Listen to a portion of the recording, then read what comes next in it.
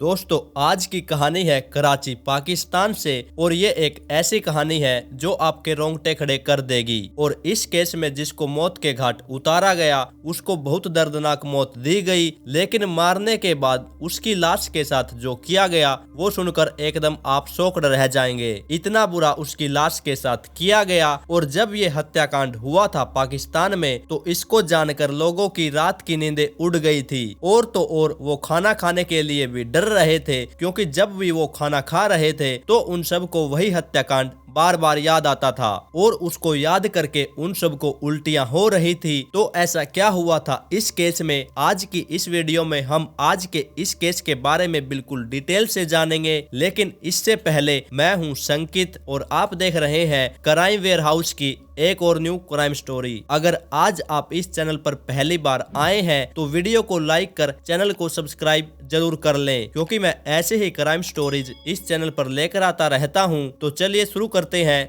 आज का केस। इस केस की शुरुआत कराची पाकिस्तान में रहने वाली एक महिला जिसका नाम जैनाब बीबी। जैनाब की उम्र 32 साल थी, जो अपने पति के साथ जिसका नाम अहमद अब्बास था उसके साथ कराची के ग्रीन टाउन इलाके में रहा करती थी। और इन दोनों के साथ जैनाब की एक 17 साल की बेटी भी जिसका नाम सोनिया था वो भी रहती थी। लेकिन ये बेटी सोनिया अहमद अब्बास की नहीं थी, बल्कि ये तो जैनाब के पहले पति की थी, जिसकी बाद में किसी कारण से मौत हो गई थी। और उसके मरने के बाद जैनाब ने दूसरी शादी इस अब्बास से की थी। अहमद और जैनाब की शादी को 5 साल हो गए थे। और ये जो इलाका था कराची का ग्रीन टाउन, इसमें ये लोग पिछले 4 महीने से किराए पर रह रहे थे। फिर 24 नवंबर 2011 की सुबह सुबह जैनाब अपने घर की किचन में कुछ पका रही थी, लेकिन वो जो कुछ भी पका रही थी उससे इतनी ज्यादा गंदी बदबू आ रही थी कि उसकी जो मकान मालकिन थी जो कि ग्राउंड फ्लोर में रहती थी, उनको इस गंदी बदबू से बहुत तकलीफ हो रही थी, क्योंकि वो स्मेल इतनी ज्यादा गंदी थी कि वो बहुत ही जल्द आस पड़ोस के इलाके में भी फैल गई। और सब लोगों ने फिर उस मकान मालकिन से पूछना शुरू कर दिया कि इतनी गंदी स्मेल तुम्हारे घर से किस चीज की आ रही है। अब फिर मकान मालकिन को शक हुआ कि जिस ऊपर वाले फ्लोर में जैनाब रहती थी उसमें कुछ तो ऐसा हो रहा है। उसको फिर शक होने लगा। फिर जब उस इलाके में रहने वाले हर एक शख्स ने उस मकान मालकिन से पूछना शुरू किया तो फिर उस मकान मालकिन ने भी जैनाब से उस गंदी स्मेल के बारे में पूछा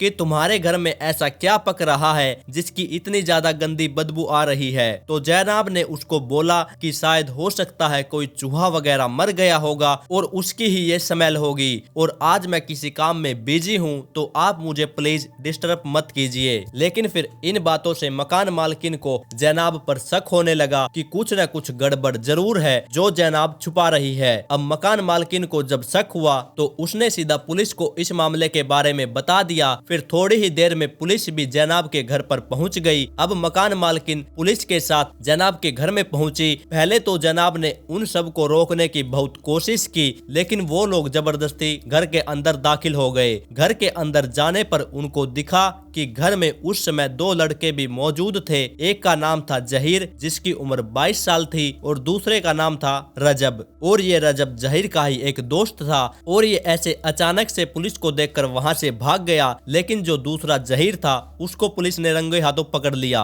अब मकान मालकिन, पुलिस और उनके पड़ोसी भी घर के अंदर ये जानने की कोशिश करने लगे कि ये इतनी गंदी बदबू किस चीज की आ रही है। और जैसे जैसे वो घर के अंदर रसोई में जा रहे थे तो गंद इतनी ज्यादा बढ़ गई कि उनका सांस लेना भी दुर्भर हो गया। फिर मकान मालकिन ने देखा कि किचन में एक बड़ी कढ़ाई रखी हुई है और उसमें कुछ मटन कोरमा जैसा पक रहा है। और फिर उसने उस कढ़ाई के और नजदीक जाकर देखा तो उसके होश उड़ गए, क्योंकि उस कढ़ाई के अंदर इंसानी मांस का कोरमा पक रहा था। उसमें हल्दी, नमक, मसाले सब मिले हुए थे। और उसके पास में ही नीचे जैनाब के पति अहमद अब्बास की सिर कटी हुई लाश भी रखी हुई थी। अब देखा जाए तो जैनाब ने ही अपने पति को मौत के घाट उतारा था और उसके छोटे छोटे कई टुकड़े भी कर दिए। और फिर उन टुकड़ों से वो अपने पति का कोरमा बना रही थी। और जैनाब ने अपने पति के कुल मिलाकर 63 टुकड़े किए थे और उसका सिर एक अलग जगह पर रख दिया। और उसकी जो बाकी लाश थी, जितना भी कुछ बच गया था, वो सब उसने एक स्टील के ट्रंक में रख दिया था।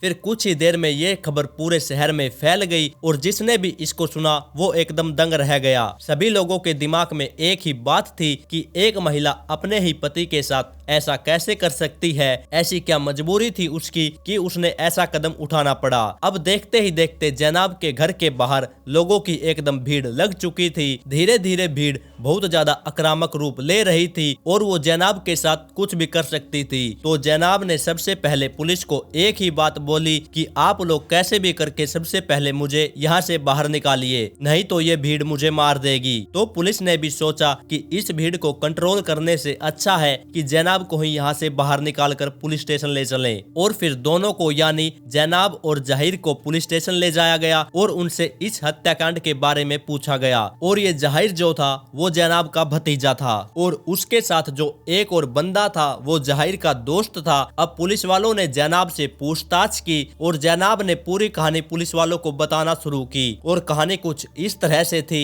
दरअसल 5 साल पहले जैनाब की शादी अब्बास अहमद से हुई थी। उससे पहले भी जनाब की एक शादी हो चुकी थी और उससे जनाब की एक बेटी भी थी, 17 साल की सोनिया। पर उसका पति बाद में किसी कारण से मर गया था। फिर शादी के कुछ दिनों तक तो उसका दूसरा पति अहमद अब्बास एकदम ठीक ठाक था, लेकिन जैसे जैसे दिन बीतते गए तो उसने अपना असली रूप दिखाना शुरू कर दिया। और वो था कि अहमद जनाब को बहुत मारा पीटा करता था, साथ में गंदी गंदी गालियां भी देता था और हर शाम को वो शराब पीकर घर आता था। जनाब को तो वो मारता ही था, इसके साथ साथ वो जैनाब की बेटी सोनिया को भी गंदी गंदी गालियां देता था और उसको भी पीटा करता था। और बेचारी छोटी सी बेटी जो कि उसकी भी बेटी ही लगती थी, वो उसके साथ गलत हरकत करने की भी कोशिशें किया करता था। और जब इस बारे में जनाब उसको रोका करती तो फिर वो माँ बेटी दोनों को ही मारा पीटा करता था। और इस अहमद अब्बास के ऊपर एक लड़की ने यौन शोषण का भी आरोप लगाया हुआ था, जो कि इसकी हरकतों से लगता था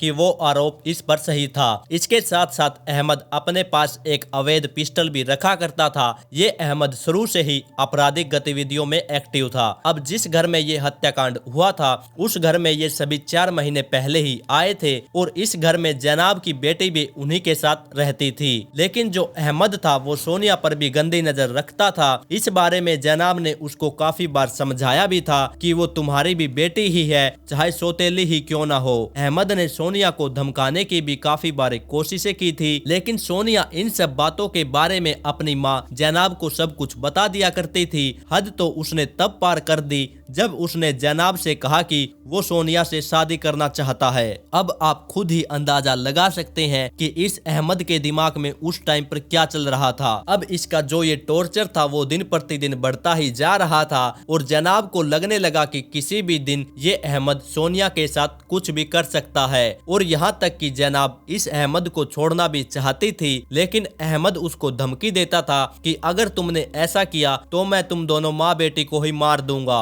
अभी इसी डर के साए में जैनाब अपनी बेटी के साथ जी रही थी। लेकिन फिर 23 नवंबर 2011 को जैनाब का सब्र का बांध टूट चुका था। उस दिन जैनाब की बेटी सोनिया सुबह सुबह ही अपने किसी रिश्तेदार के घर पर चली गई थी और अहमद भी उस घर में नहीं था। फिर जब वो वापस आया और देखा कि सोनिया घर में नहीं है तो उसे फिर बहुत ज्यादा गुस्सा आया और उसने फिर जैनाब को यही कहा कि सोनिया किसी लड़के के साथ भाग गई है। और उसने गुस्से गुस्से में इस बारे में जैनाब को भी बहुत मारा पीटा कि तुमने ही सोनिया को कहीं पर भगा दिया है। लेकिन जैनाब को तो पता था कि सोनिया कहाँ है, तो फिर उसने अपने भतीजे जहीर को कहा कि तुम सोनिया को वापस घर ले आओ। और इस पूरे मामले के बारे में भी उसने जहीर को साफ साफ बता दिया। अब जहीर भी सोनिया को लेकर वापस घर आ गया और जब अहमद ने इन दोनों को एक साथ देखा तो उसे इतना ज्यादा गुस्सा आया कि उसने वही मौके पर जहीर को मारना पीटना शुरू कर दिया। जहीर को मारने के बाद वो सोनिया की तरफ मुड़ा और उसको भी उसने मारा। फिर वो सोनिया को एक कमरे में लेकर गया और वहां पर सोनिया को एक चैन से बांध दिया। फिर ये सब कुछ देखकर जैनाब ने सोचा कि इस आदमी से बचने का अब सिर्फ एक ही तरीका है और वो तरीका है इस आदमी को ही हम रास्ते से हटा देते हैं। फिर जैनाब ने अहमद को मारने का प्लान बनाया और इस प्लान में जहीर को भी शामिल कर लिया। फिर जहीर ने अपने एक दोस्त को भी इस हत्याकांड में मिला लिया जिसका नाम नाम था रजब। रजब भी तैयार हो गया और रजब के तैयार होने का कारण ये था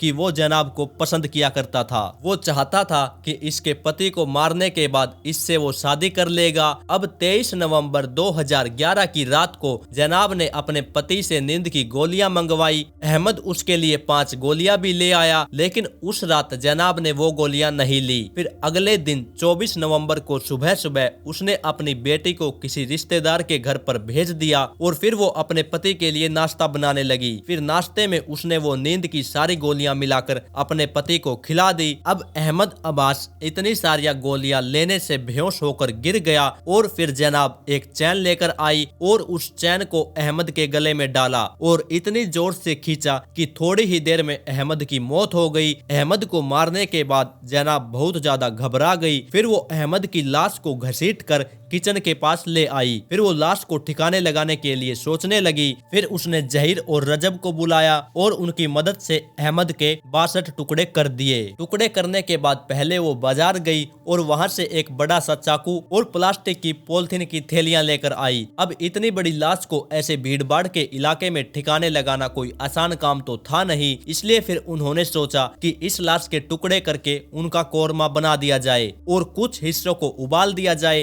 ताकि इस लाश को ठिकाने लगाने में आसानी हो। उनका ये प्लान था कि कोरमा बनाने के बाद वो उसको फेंक देंगे और अगर कोई पूछेगा तो उन्हें कह देंगे कि ये अच्छा नहीं बना है, इसलिए उन्होंने फेंक दिया। लेकिन यही इनकी सबसे बड़ी गलती साबित हुई, क्योंकि जब इन्होंने उसको पकाया तो उसकी बदबू हद से ज्यादा फैल गई और पूरे मोहल्ले के लोगों को इसके बारे में पता चल गया। और इसके आगे की कहानी तो आप लोगों को पता ही है। फिर जहीर और जनाब को गिरफ्तार कर जेल भेज दिया गया और इनका मामला कोर्ट में गया, जहां पर इन दोनों को उम्र कैद की सजा सुनाई गई। और जो तीसरा आदमी था रजब, जो भाग गया था, वो फिर मिला ही नहीं। उसकी कोई आज तक जानकारी ही नहीं है कि वो कहां गया और पुलिस ने उसको पकड़ा कि नहीं। फिर इन दोनों को जेल भेजा गया और अब टाइम आ गया था दिसंबर 2022 का। 10-11 साल जेल में बिताने के बाद जहीर और जनाब को कोर्ट ने हमेशा हमेशा के लिए रिहा कर दिया और आज ये दोनों नॉर्मल जिंदगी जी रहे हैं। तो यही कहानी थी दोस्तों आज की। अब आप मुझे कमेंट करके ये बताइए कि जनाब ने जो किया था क्या वो सही किया था